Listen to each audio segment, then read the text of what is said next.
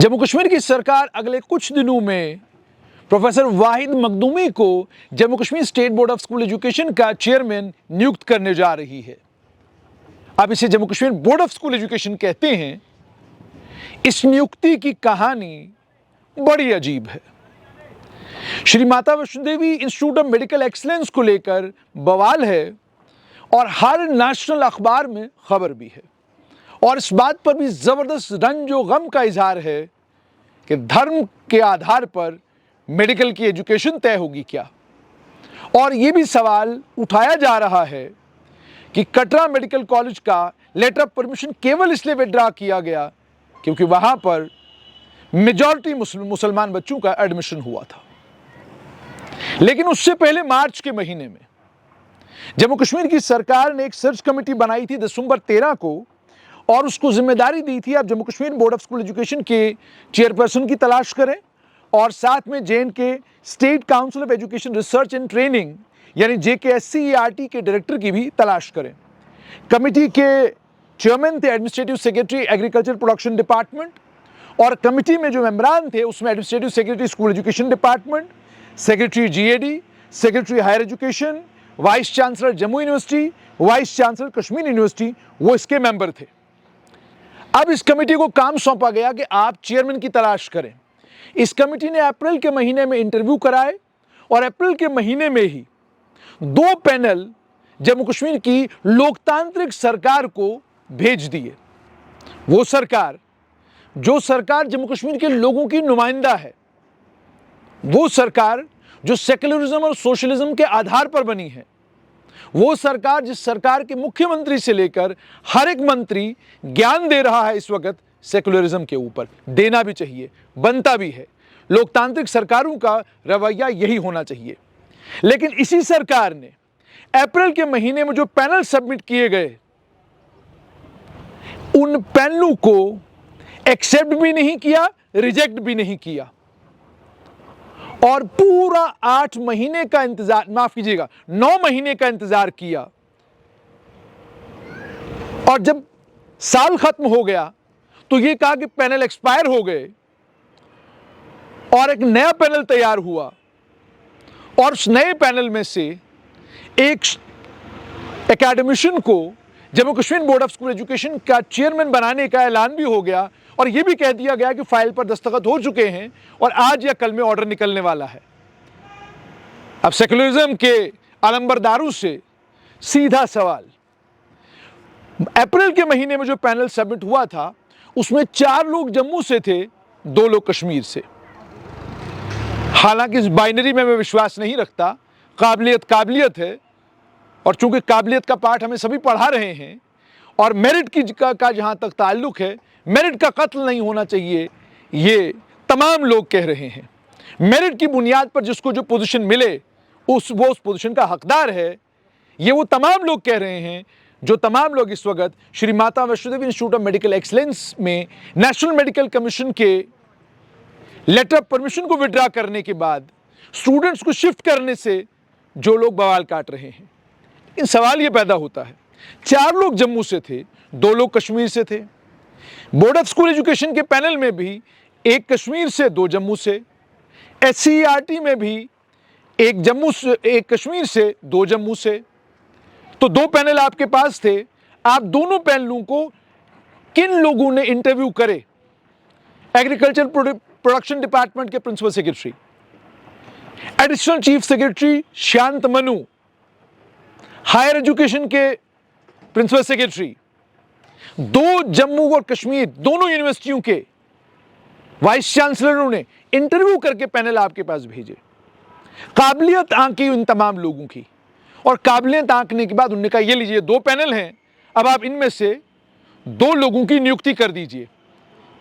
जानकारी ये मिली है कि दोनों पैनल इसलिए एक्सपायर होने दिए गए क्योंकि दोनों पोजीशंस पर जम्मू संभाग से लोग आने वाले थे। अगर ये सच नहीं है, ये गलत है, तो फिर ये बताना पड़ेगा कि आपने दोनों पैनलों को एक्सपायर होने क्यों दिया। Jammu Kashmir board of school education को आपने 9 महीने से बिना सर्वे सर्वा के क्यों रखा हुआ है? क्या कारण है इसका? आप तो उपराज्यपाल को हर समय सबक देते रहते हैं कि लोकतांत्रिक ढंग से चुनी हुई सरकार कोई फैसला करती है, फैसला रोक लेते हो। तो लोकतांत्रिक ढंग से बनी हुई सरकार ने ही एक पैनल तैयार करवाया। लोकतांत्रिक ढंग से बनी हुई सरकार ने ही उस पैनल ने जिन 2 पैनलों को तैयार करके सरकार के पास भेजा, अब उनमें से आपको तय करना था कि आप SCERT में किसको लगाना चाहते हैं डायरेक्टर, आप किसको Jammu Kashmir board of school education की जिम्मेदारी देना चाहते हैं, ये आपको तय करना था। मगर आपने तय नहीं किया और ये सब कुछ आपने अप्रैल के महीने में किया। सेकुलरिज्म को खतरे में नहीं आया अप्रैल के महीने में, मई के महीने में। ये तो Shri Mata Vaishno Devi institute of medical excellence का मामला तो सितंबर अक्टूबर में बना, पर अप्रैल के महीने में जब वो पैनल रोके गए, वो क्यों रोके गए, किस लिए रोके गए, क्या वजह है? क्या काबिलियत में कोई कमी थी, लायक लोग नहीं थे, या आप ये कहना चाहते हैं कि 2 यूनिवर्सिटियों के वाइस चांसलर, 4 IAS अफसर, इन लोगों ने जिन लोगों के इंटरव्यू करे और इंटरव्यू करके जो पैनल तैयार किए, ये बायस थे। इन लोगों ने नंबर 1, नंबर 2, नंबर 3 पर जिनको रखा, काबिलियत की बुनियाद पर नहीं रखा, बल्कि अपनी जो पसंद आया उसको रखा। क्या ये मुमकिन है? क्या ये मुमकिन है? तो मतलब साफ तौर पर यह है कि सेकुलरिज्म खतरे में तब क्यों पड़ता है जब मामला Shri Mata Vaishno Devi institute of medical excellence को लेकर हो। सेकुलरिज्म खतरे में तब भी पड़ना चाहिए जब Jammu Kashmir board of school education की जिम्मेदारी जम्मू वाले किसी के कंधे पर आने वाली हो और आप पैनल रिजेक्ट कर दें। SCERT की जिम्मेदारी किसी जम्मू वाले के कंधे पर आने वाली हो, आप पैनल रिजेक्ट कर दें। हक है आपको। डेमोक्रेटिक सरकार में कोई भी दबाव डालकर यह नहीं कह सकता कि ये करिए वो करिए, हक है आपको। मगर फिर सेकुलरिज्म का ज्ञान बांटने की जरूरत नहीं। सेकुलरिज्म वन साइडेड नहीं हो सकता, सेकुलरिज्म ओपेक नहीं हो सकता। हमें सेकुलरिज्म की परेशानी अप्रैल में भी होनी चाहिए थी, जिस सेकुलरिज्म की परेशानी हमें सितंबर अक्टूबर में हुई है। और खबर लिखने वालों से भी विनम्र विनती और आग्रह, जिस तरीके से और जिस मिजाज से आपने कटरा मेडिकल कॉलेज की खबर लिखी है, उसी मिजाज से आप JNK board of school education और SCERT के जो जिम्मेदारों को लेकर सरकार ने फैसले किए, वो खबर भी लिखिए। इसलिए भी लिखिए क्योंकि मैं कहीं आज पढ़ रहा था, खबर में ये लिखा गया कि कटरा मेडिकल कॉलेज में जब NMC ने LOP विड्रॉ किया, LOP के विड्रॉ करने के बाद एक बच्ची से जब पूछा गया तो उसने कहा कि मेरी माँ का दिल टूट गया, उनका ख्वाब था कि मैं डॉक्टर बनूं। मेरी इत्तला के मुताबिक ये 50 के 50 बच्चे सरकारी मेडिकल कॉलेजेस में इनको एडमिशन मिलेगा और उसी फीस पर एडमिशन मिलेगा जो सरकारी कॉलेज में बाकी बच्चे फीस दे रहे हैं। Shri Mata Vaishno Devi institute of medical excellence में 7 लाख देने का सपना तो किसी का नहीं हो सकता, किसी का नहीं हो सकता। हर माँ बाप ये चाहता है कि भाई मेरा बच्चा नीट का इम्तिहान क्वालिफाई करे और उसे गवर्नमेंट मेडिकल कॉलेज में सीट मिले, नीट के जरिए एम्स में मेरा बच्चा जाए, नीट के जरिए बेहतरीन हमारे मुल्क के कॉलेज में मेरा बच्चा डॉक्टरी करने के लिए जाए। कोई बाप ये नहीं चाहता कि उसे अपने बच्चे की एडमिशन के लिए हर साल 7 लाख रुपया मेडिकल कॉलेज में देना पड़ जाए। ये तो मजबूरी होती है। यानी जब आपके बच्चे को सरकारी मेडिकल कॉलेज में मेरिट की बुनियाद पर सीट नहीं मिला, उसी मेरिट की बुनियाद पर उसको प्राइवेट मेडिकल कॉलेज में सीट मिल गया। और नीट तो कमाल है, नीट इसलिए भी कमाल है कि प्राइवेट मेडिकल कॉलेजेस में आप जरा खुद नीट का मेरिट खंगालिएगा और देखिएगा कि कितने कितने नंबर लेकर प्राइवेट मेडिकल कॉलेज में 30 लाख रुपया फीस देकर बच्चों के एडमिशन MBBS कोर्स के लिए होती है।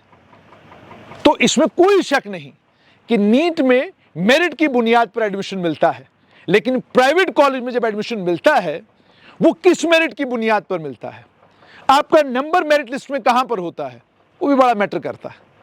यानी आप प्राइवेट मेडिकल कॉलेज में गए हैं, नीट ने सिर्फ आपको एलिजिबल किया है मेडिकल कॉलेज के लिए, नीट के मेरिट के जरिए आप मेडिकल कॉलेज में इसलिए पहुंचे हैं क्योंकि आपके पास पैसा है। अगर मेडिकल कॉलेज जाकर आप 7 लाख रुपया ना भर पाएं तो आपकी सीट खाली रहती है, आपकी जगह उस बच्चे को मौका मिलता है जिसके पास पैसा हो।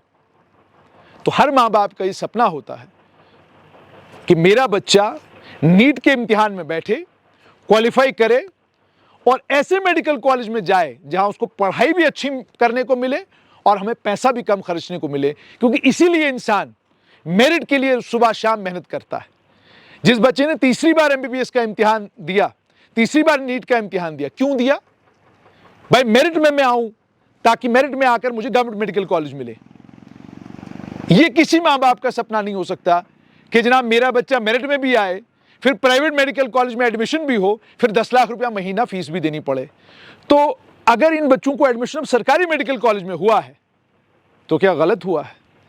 This is called blessing in disguise कि भाई एक तो आपका पैसा बच गया, सरकारी मेडिकल कॉलेज मिले, घर के पास मिले, तो इसमें दिल टूटने वाली बात कहां से आई? तो Jammu Kashmir board of school education को लेकर मुझे उम्मीद और तवक्का है, और मैं जानता हूं जो पत्रकारिता के असूलों से वाकिफ हैं और जो बाकियों को पत्रकारिता के असूल सिखाते रहते हैं सुबह से लेकर शाम तक, वो ये Jammu Kashmir board of school education की खबर भी जब लिखेंगे तो इस खबर के साथ इंसाफ करेंगे और जोरदार तरीके से बताएंगे कि जब 2 पैनल तैयार हुए थे तो सरकार ने दोनों पैनलों को एक्सपायर क्यों होने दिया, और 9 महीने से ज्यादा का वक्त गुजर चुका है, Jammu Kashmir board of school education और HCERT के अभी तक जिम्मेदार इन दोनों जगहों पर क्यों नहीं लगे, वजह क्या है? और जो पैनल अब सरकार ने बनाया है इसमें जम्मू का आदमी कोई क्यों नहीं? यानी हम सब नाकाबिल हैं क्या? कल तक तो इल्जाम यह था कि उपराज्यपाल महोदय को जम्मू में कोई काबिल आदमी नजर नहीं आता, इसीलिए तमाम जम्मू की यूनिवर्सिटियों में जम्मू कश्मीर के बाहर से वाइस चांसलर आए हैं। चलिए बात तो सही है, लेकिन जनाब अब तो लोकतांत्रिक ढंग से चुनी हुई सरकार है, उप मुख्यमंत्री जम्मू संभाग से हैं और एक बड़े पावरफुल मंत्री जो कनक मंडी को स्टेट बनाने की बात कर रहे हैं, वो पावरफुल मंत्री के होते हुए भी जम्मू संभाग के 2 लोग लिस्ट में हैं, 4 लोग लिस्ट में हैं, लेकिन न बोर्ड की जिम्मेदारी न HCERT की जिम्मेदारी। और उसके बाद आप इस संभाग को रिप्रेजेंट करने की बात करते हैं। और कुछ लोग जब ये बात करते हैं कि जम्मू और कश्मीर की बाइनरी की बात करते हैं, मैं बाइनरी में पढ़ता नहीं, मेरा ये यकीन है, पुख्ता यकीन है, काबिलियत की बुनियाद पर जो मिले उसे कबूल कर लीजिए।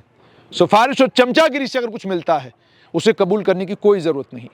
और इतना ही नहीं बल्कि थोड़ा आगे और बढ़ूं, जिस महानुभाव को Jammu Kashmir board of school education का चेयरपर्सन बनाया जा रहा है, उन्होंने एक शिकायत की थी उपराज्यपाल महोदय से। उपराज्यपाल को शिकायत ये की कि जनाब ये ठीक बात नहीं है, आपने 57 साल एज लिमिट रख दिया, नहीं होनी चाहिए बोर्ड ऑफ स्कूल एजुकेशन के चेयरमैन के लिए एज लिमिट।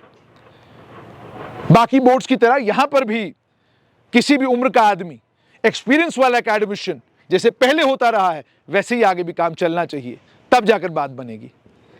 जिन्होंने शिकायत की हाँ वही बोर्ड के चेयरपर्सन बनने जा रहे हैं। यानी किसे शौक होता है कि आप बिल्कुल रिटायरमेंट के करीब हैं और आप खुद अपना एप्लीकेशन लेकर जा रहे हैं कि जनाब मुझे ये नौकरी चाहिए। अरे मजा तो इस बात में है कि आपने अपना CV दे दिया और सरकार तय करे कि आप इसके काबिल हैं या नहीं हैं। और काबिलियत की बात हमसे तो करिएगा मत, क्योंकि हमसे ज्यादा बेहतर कोई नहीं जानता कि काबिलियत के बलबूते पर जम्मू कश्मीर में मिलता क्या है।